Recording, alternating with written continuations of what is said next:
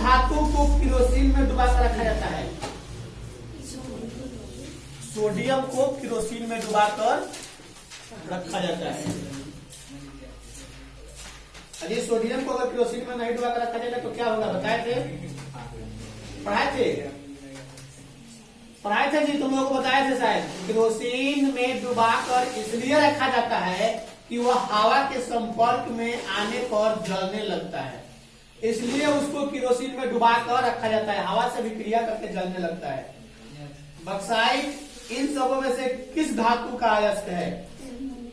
Aluminium का अयस्क है। किस धातु पर वायु का प्रवाह नहीं यानी कि प्रभाव नहीं पड़ता है?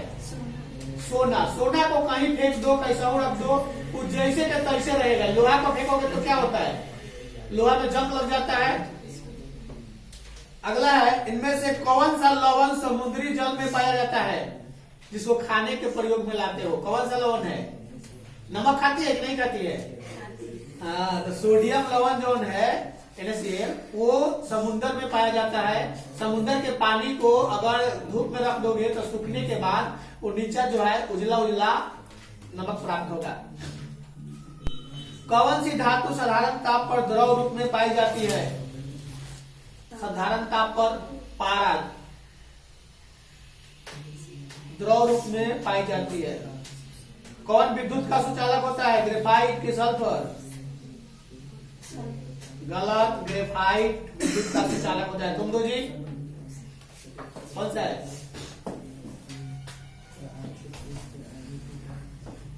मेंडेलीव के आवर्त नियम के अनुसार तत्व के गुण आवर्त फलन होते हैं किसके? उसके परमाणु द्रव्यमान के। आधुनिक आवर्त नियम के अनुसार तत्वों के गुण आवर्त फलन होते हैं उनके परमाणु संख्या। मेंडेलीव ने तत्वों को निम्नलिखित में से किसके बढ़ते हुए क्रम में वर्गीकृत किया है? परमाणु द्रव्यमान। परमाणु द्रव्यमान। अष्टक नियम के प्रतिपादक कौन थे? न्यूलैंड्स। ओके। त्रियक नियम का प्रतिपादन किस वैज्ञानिक ने किया था? आवर्त सारणी में किस वर्ग में ऊपर से नीचे आने पर तत्वों का धातुई गुण? चलो तुम बोलो जी, यही है। चलो, सबसे अधिक भास्मिक ऑक्साइड कौन है? ऑप्शन सुन लो, K2O, B2O3, K2O। आवर्त सारणी में वर्ग 1 के तत्व क्या कहलाते हैं? क्षार धातु की संक्रमण तत्व? क्षार धातु। ओके। क्वेश्चन अगला है, परमाणु संख्या न कि परमाणु द्रव्यमान तत्व का अधिक मौलिक गुण है, यह कथन का प्रतिपादन किसने किया था? मोसले की रदरफोर्ड? मोसले ने किया था। त्रिक नियम का प्रतिपादन किस वैज्ञानिक ने किया था? लोथर मेयर या डोबरेनर? गलत, डोबरेनर। आवर्त सारणी के किसी वर्ग में ऊपर से नीचे आने पर तत्व का धातुई गुण घटता है कि बढ़ता है? बढ़ता है। चलो जी पीछे दो, पाठ नंबर बोलो, पेज बोलो ना। Page number 92, 92। चलो,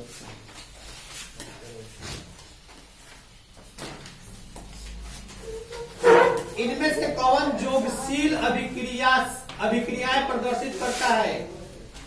एल्केन है, एल्कीन है, एल्कीन समूह है, या इनमें से सभी? एल्कीन। एल्कीन। ओके। अब कैल्शियम कार्बाइड जल के साथ अभिक्रिया करके क्या देता है? Methane, ethene, ethyne, ethane. कौन बोला है? आई बोला हिमांशु। क्या कहेगा? निम्न में से किसके जल अपघटन से मेथेन बनता है? कैल्शियम कार्बोनेट यानी CaC2, अल्मोनियम यानी कि Al4C3, Al4C3 है। विसरित सूर्य के प्रकाश में मेथेन क्लोरीन के आधिक्य से में अभिक्रिया करके देता है, क्या देता है? ऑप्शन है CHCl3 है और CCl4। CCl4। एथीन को जब CCl4 की उपस्थिति में Br2 के साथ अभिकृत किया जाता है तब कौन सा यौगिक बनता है? 1,2-डाइब्रोमेथेन, डाइब्रोमोएथेन। कौन सी गैस धातु वेल्डिंग में प्रयुक्त होती है? एसिटिलीन की एथेन? एसिटिलीन। तुम लोग जी बोलो ना, इनमें से कौन एक अम्ल है? CO की HNO3। सोडियम सल्फेट का जलीय विलयन क्या होता है? उदासीन की क्षारीय? उदासीन ठीक मारा है, क्षारीय बोल रहा है। इनमें से लवण कौन है? HCl की NaCl? जल में घुलनशील भस्म क्या कहलाता है? क्षार की अम्ल? जल में घुलनशील भस्म क्या कहलाता है? क्षार की अम्ल? क्षार। कार्बन डाइऑक्साइड जल से अभिक्रिया करके क्या बनाता है? सल्फ्यूरिक अम्ल की कार्बनिक अम्ल?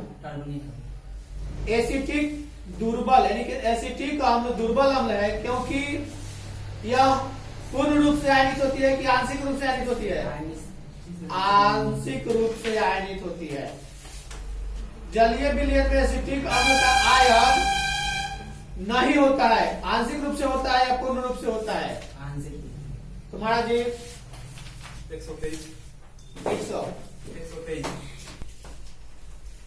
1 2 3। बांध बनाने का प्रमुख कारण क्या है? पानी को इकट्ठा करना या पीने का जल उपलब्ध कराना या बिजली उत्पन्न करना या वर्षा जल के बहाव को रोकना या कोई नहीं? बिजली उत्पन्न करना। पानी के जल को बांध बनाकर एक जगह बनाया जाता है जहाँ कुछ यंत्र लगाए जाते हैं, उस पर यंत्र पर पानी को थोड़ी मात्रा में गिराया जाएगा, वह यंत्र नाचेगा जिससे बिजली उत्पादन होगा। वर्षा जल का संचयन क्या कहलाता है? जल संचयन। आखिरकार वर्षा जल को क्यों संचयित किया जाता है? हम लोग तो यहाँ हमेशा बाढ़ से तबाह रहते हैं। बिहार इंडिया का एक ऐसा स्टेट है जो हर साल इसका कोई ना कोई क्षेत्र बाढ़ से तबाह रहता है। अभी 4 दिन पहले की बात है, गोपालगंज में बाढ़ आ गई है। बांध टूट जाने के कारण कई गो गांव दह गया है। नेपाल में जो बारिश होती है वहां से जो डैम बना हुआ है, आधा डैम का भारत मतलब बढ़िया से उसका ट्रीटमेंट करवा दिया तो ठीक है, और आधा डैम जो नेपाल में है वो ट्रीटमेंट नहीं करा रहा है। इस कारण नेपाल की सारा पानी भारत के इस बिहार राज्य में पूरी तरह से तबाही मचाती है। गंगा नदी ने हमेशा, क्योंकि जो भी दरियाओं किनारे लोग हैं वो दहाते ही दहाते हैं। अगला है यूरो सेकेंड का संबंध किससे है? वायु प्रदूषण, मृदा प्रदूषण, जल प्रदूषण या कोई नहीं? वायु प्रदूषण। वायु प्रदूषण।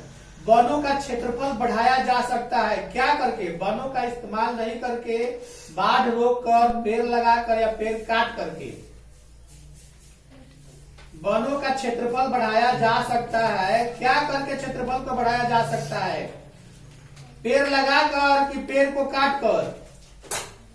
पेड़ लगाकर। ओके। बिश्नोई आंदोलन किसके नेतृत्व में हुआ था? मेधा पाटकर, गंगाराम बिश्नोई, महाराज अभय सिंह, अमृता देवी बिश्नोई। किसके सेशन में हुआ था? किसके? अमृता देवी बिश्नोई के नेतृत्व में यह यानी कि आंदोलन, बिश्नोई आंदोलन किया गया था। किसका उपयोग बिजली उत्पादन में होता है? लकड़ी का कि पवन का? पवन का। ओके। 4 ऑप्शन था, लकड़ी, मिट्टी, पत्थर और पवन। तो पवन ही है इस ऑप्शन में जिससे बिजली का उत्पादन किया जा सकता है। जैसे हम लोग पंखा यूज करते हैं ना, इतना बड़ा बड़ा तार से भी बड़ा बड़ा पंखा जो है बनाया जाता है, उसमें 3 गो पंख होता है। हवा के, उसको पवन चक्की बोलते हैं। हवा जब जिधर से हवा होगी ना उधर उसको घुमा दिया जाता है। हवा जब उस पर लगेगा तो उससे क्या होता है कि वो 15 किलोमीटर प्रति घंटे की रफ्तार से नाचेगा। उसमें एक मोटर रहता है जो विद्युत बनाता है और उस विद्युत को नीचे एक ट्रांसफार्मर रहता है जिसको ट्रांसफर करके पावर हाउस को दे दिया जाता है और वहाँ मीटर के माध्यम से पता चलता है कि कितना या उत्पादन किया, उस हिसाब से उस मालिक को पेमेंट किया जाता है। अगला है चिपको आंदोलन का मुख्य उद्देश्य क्या था? चिपको आंदोलन का मुख्य उद्देश्य क्या था? पेड़ को काटना या पेड़ को बचाना? चिपको आंदोलन पेड़ को बचाने के उद्देश्य से किया गया था, इसलिए कि जो लोग पेड़ काटने गए थे ना, वो जंगल साफ कर रहे थे फैक्ट्री लगाने के लिए, तो वहां के ग्रामीणों ने और कुछ लोगों ने मिलकर पेड़ में जाकर पांजा में पकड़ लिया, बोला कि पेड़ काटने से पहले मेरे को काटो और पेड़ को काटो। इसीलिए उसका नाम चिपको आंदोलन पड़ गया। और उसमें चिपको आंदोलन में एक नाम बहुत बार आता है, यह नाम बता देते हैं कि 1970 के दशक की बात है। गढ़वाल उत्तराखंड के पहाड़ पर स्थित रेनी ग्राम में इमारती लकड़ी के ठेकेदारों ने इस वन को काटने के लिए गया था, लेकिन यहाँ पर एक व्यक्ति का नाम तुम लोग सुंदरलाल बहुगुन्ना का नाम जान लो। वही व्यक्ति ने लोगों को बोला कि पेड़, जितना गांव के लोग हैं सब जाकर पेड़ को पाजा में पकड़ लो और बोलो कि मेरे को पहले काटो उसके बाद पेड़ को काटो। पेड़ बहुत विशाल विशाल था और वह जैसे कि अब मान के चलो यहाँ अगर हम लोग पेड़ लगा दे चंदन का पेड़, तो चंदन का पेड़ लगा दे, बहुत विशाल हो जाए, सरकार काटनी है तो क्या करेंगे? काटने देंगे? उस पेड़ से हम लोग सांस लेते हैं, कटा जाएगा तो सांस कैसे लेंगे? लेने में दिक्कत होती है। आजकल लोगों को सांस की बीमारी इतनी क्यों होती है? पेड़ की संख्या कम हो रही है तो हो रही है।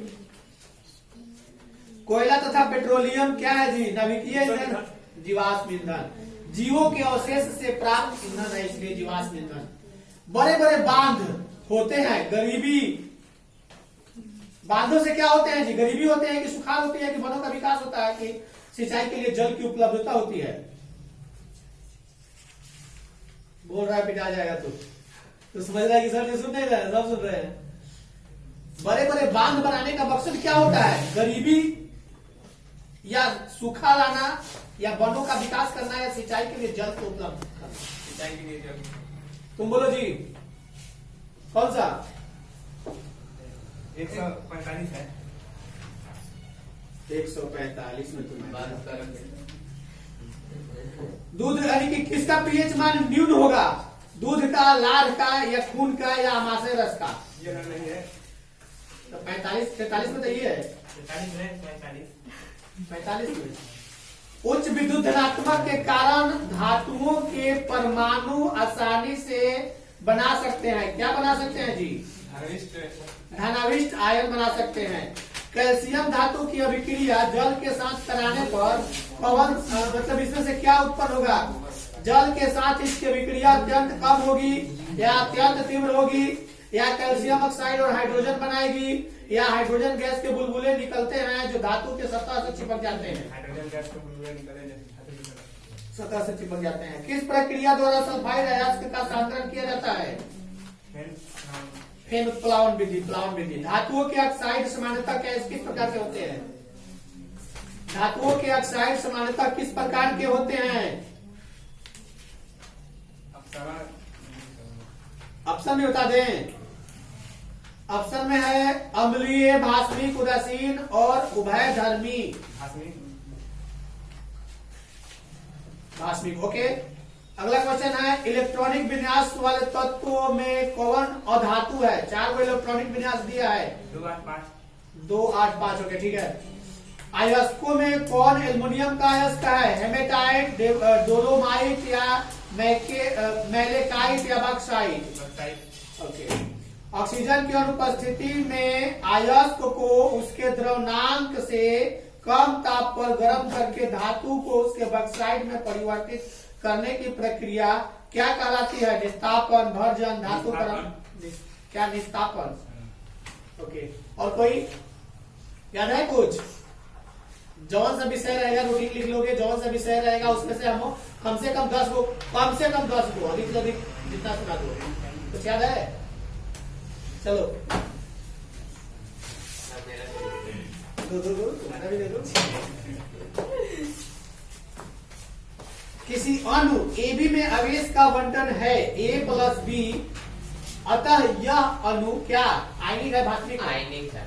N2 में बंधन निर्माण के लिए आवश्यक कुल इलेक्ट्रॉन की संख्या कितनी होती है? 6। कौन सा यौगिक सबसे अधिक ध्रुवीय होता है?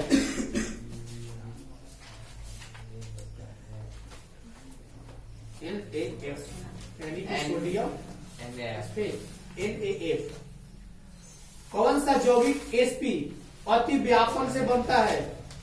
HC1 लिखा है, HCl होता है, HC1 L होता है। वैद्युत संयोजन बंधन बनता है किसे? अभिष्ट आयन के बीच। याद किया है लेकिन भुला गया है। वैद्युत संयोजन, सहसंयोजक और उप सहसंयोजक तीनों बंधन वर्तमान में है क्या है? Cl है, वन नहीं है। परमाणु त्रिज्या क्या होती है? बंधन लंबाई की आधी होती है कि दुगनी? बंधन लंबाई की आधी। एक परमाणु जो इलेक्ट्रॉन प्राप्त करता है धनावेशित होता है कि ऋणावेशित? ऋणावेशित। कौन सा एक रैखिक है, एक रैखिक? CO2 है कि O2? CO2